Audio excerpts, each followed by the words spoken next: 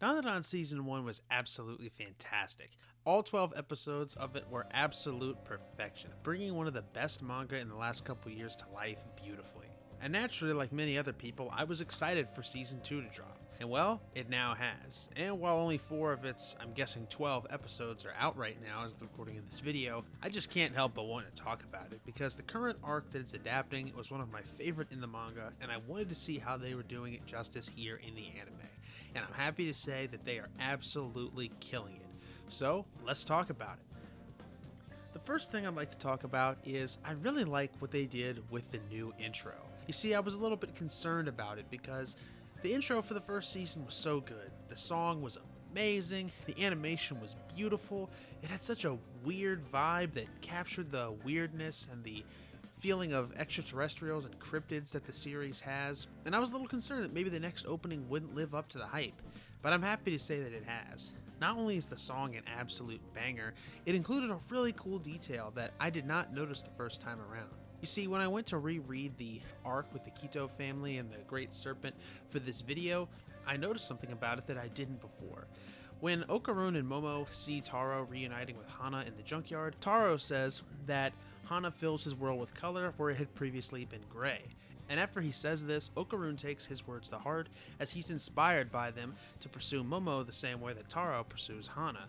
And in the intro for Season 2, we actually see a reference to this scene where we see through Okarun's eyes and we see that everything other than Momo is grayed out, but she and everything she's interacting with is in color. That's such a really nice reference to that moment, and it really shows that Science Saru cares so much about the material they're adapting.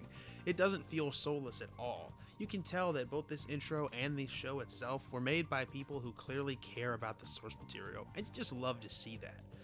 But to actually talk about the season itself, we gotta talk about some of my favorite moments so far. One thing I was really excited about with Season 2 was finally getting to see Gigi actually do some really cool shit, because I was honestly a little sad because he was getting a lot of hate. People were saying they thought he was annoying. Some people were hating on him because they didn't like how he was intruding on Momo and Okarun's budding relationship. But that made me really sad because Gigi is one of my favorite characters in the manga. I love Gigi. He's so funny and derpy and hilarious, and the evil eye is freaking awesome. So I was finally excited to see him get his chance to shine and hopefully prove all the haters wrong, because I love this guy. And man, they have done such a great job with all of his scenes, man. They did a great job, particularly on the scene where Momo and Okarun are trying to, we'll say it like this for YouTube, are trying to cut their lives short prematurely thanks to the psychic attacks of the Mongolian deathworm. That scene is genuinely creepy and unnerving. The way he's freaking out, the way he's trying so frantically to stop them from hurting themselves, especially when the glass goes through his hand. That was just, whew, thinking about how much that must have hurt. That was gross, dude. Gross. But they adapted it really well, and just seeing him come in clutch like that, just awesome. I love Gigi so much. But in particular, they did an amazing job adapting the evil eye. For one, his design is great. He looks just like he should in the manga, but some of the anime-only details about him are really nice. I never imagined his weird little earring things would be multicolored and like rainbow pattern, but it looks really good. The weird eye on his forehead looks incredible. They did a fantastic job with the evil eye's design, translating him into the anime. And boy, all of his scenes are so fire. That scene where he starts kicking the grudge ball at the death worm, so cool. Those weird impact frames where he goes all splotchy when he kicks the ball, so cool. The little weird screeching soul sound effects of all the spirits making up the grudge ball when it flies fast. It's just little things like that that make us excited about anime adaptations, man. These are the type of things that elevate source material to the next level. That's just freaking awesome, dude. And the animation was stunning. I mean, look, I'm not exactly an animation aficionado. I don't know how technical good animation is. You know, I'm not like a animation connoisseur. There are plenty of other channels you can watch for that. But to my untrained eye, this animation looks fan-freaking-tastic and beautifully captures some of the best fight scenes in this arc. Same thing with Evil Eye and Okarun's fight later on in the very next episode. Man, they made that fight even better. They adapted it quite faithfully, surprisingly. A lot of the shots are almost one-to-one with the manga counterparts, but the one major deviation they did make is probably the best one they could have made. You see, in the manga, when Okarun beats the Evil Eye in this fight, he only punches him 20 times. But in the anime, he punches him like 100 times. It is awesome. They gave him a 7-page Muda treatment. It is absolutely glorious, man. I was jumping out of my seat watching Okarun whoop this dude's ass. So freaking cool. Absolutely love it. That's how you elevate source material right there. That is how you adapt. That was awesome. That's what going the extra mile looks like.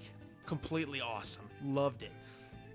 But beyond that, I really like how they did a lot of the little things about the adaptation. In particular, I really like what they did with the Kito family.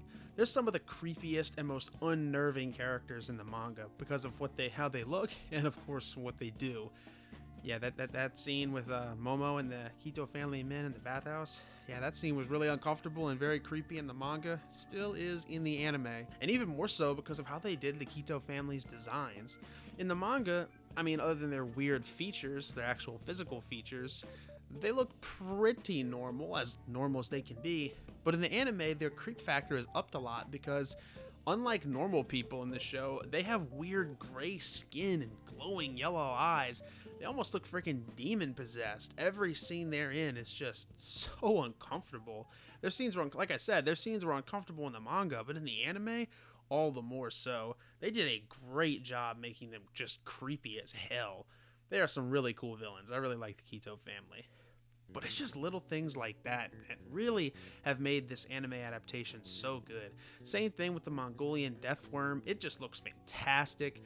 The way it's got those weird wave psychic motions coming off, the way it glows. I didn't expect it to glow. That's not really what I envisioned when I looked at the panels, but it just looks great. Another cool little detail is when it opens its mouth. I don't know if this was in the manga. I'd have to go look at it one more time, but it honestly kind of looks like there's an eye in its mouth from certain angles. And it looks really cool, really creepy. Really like how they did that. It looks incredible. And the most recent episode, episode 4, boy, did they recreate some of these panels just amazing. Like the one where Seiko is riding in on Taro from the ship. That is just awesome. They did such a good job. But all in all, I have really enjoyed Dandadan Season 2 so far. Science Saru has kept up the level of quality they established in the first season, and it is still an absolute banger. If you haven't watched it, go ahead and do it. It is amazing. I am loving it. But I want to hear what you guys have to say. Let me know in the comments below, and I'd really appreciate it if you could like, comment, and subscribe. I hate asking, but just trying to play the YouTube game. It would mean a lot, and I'd really appreciate it. I'll see you guys next time.